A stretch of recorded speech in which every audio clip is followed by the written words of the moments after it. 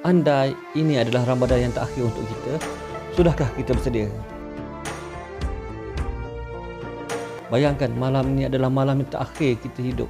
Jika esok kita sudah tiada, apa lagi yang tinggal? Ramai orang yang merancang untuk beraya tapi tak sempat pun meraihkannya.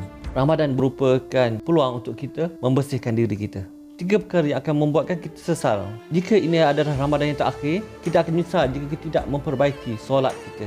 Jika kita tidak memohon maaf kepada ibu bapa kita. Jika kita tidak melunaskan hutang kita.